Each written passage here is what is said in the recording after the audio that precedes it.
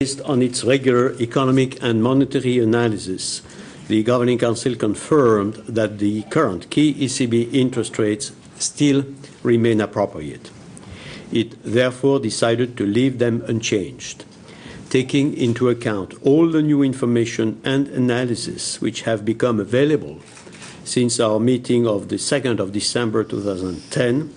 We see evidence of short-term upward pressure on overall inflation, mainly owing to energy prices, which has not, so far, affected our assessment that price developments will remain in line with price stability over the policy-relevant horizon. At the same time, very close monitoring is warranted. Recent economic data are consistent with a positive underlying momentum of economic activity, while uncertainty remains elevated. Our monetary analysis indicates that inflationary pressures over the medium term should remain contained. The current monetary policy stance remains accommodative.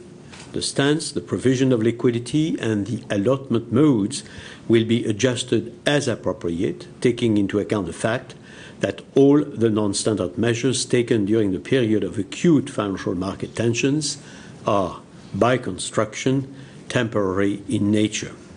Accordingly, the Governing Council will continue to monitor all developments over the period ahead very closely. Let me now explain our assessment in greater detail, starting with the economic analysis.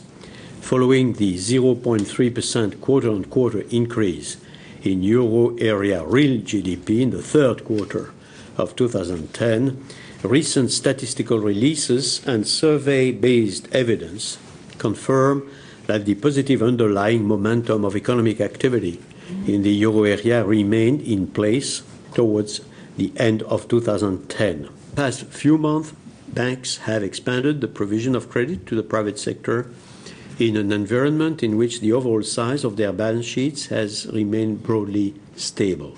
The challenge remains to expand the availability of such credit when demand picks up further. To address this challenge where necessary, it is essential for banks to retain earnings, to turn to the market, to strengthen further their capital bases, or to take full advantage of government support measures for recapitalization. To sum up, the current key ECB interest rates still remain appropriate. We therefore decided to leave them unchanged, taking into account all the new information and analysis which have become available since our meeting of 2nd of December 2010.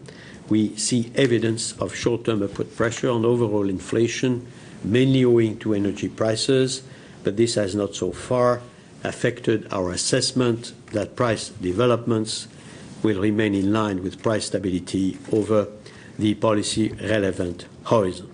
At the same time, very close monitoring is warranted. The recent economic data are consistent with a positive underlying momentum of economic activity, while uncertainty remains elevated. A cross-check of the outcome of our economic analysis with that of the monetary analysis indicates that inflationary pressures over the medium term should remain contained. Overall, we expect price stability to be maintained over the medium term, thereby supporting the purchasing power of euro area households. Inflation expectations remain firmly anchored, in line with our aim of keeping inflation rates below, but close to 2% over the medium term. The firm anchoring of inflation expectations is of the essence. Turning to fiscal policies, in view of the ongoing vulnerability to adverse market reactions, countries need to do their utmost to meet their deficit targets and put government debt to GDP ratios firmly on a downward trajectory. In this regard, the Governing Council takes note of the recently announced measures in some euro area countries to reduce their very large fiscal imbalances. Where necessary, additional corrective measures, preferably on the expenditure side, need to be swiftly defined and implemented. At the same time, all euro area countries should pursue ambitious and credible multi-year consolidation strategies. Is be up to your responsibility. Our message is be ahead of the curve. And it's not a new message because it is what we have said over the last 12 years in question.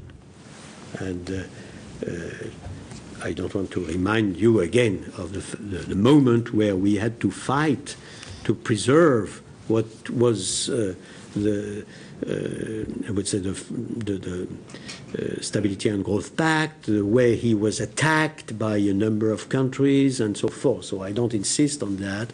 It's a long battle for us to ask the responsible authorities of the EMU, Economic Union, to be up to their responsibility because it's essential. It's true for Portugal, as it is true for others. And all depends on the capacity of all countries concerned to be, again, ahead of the curve.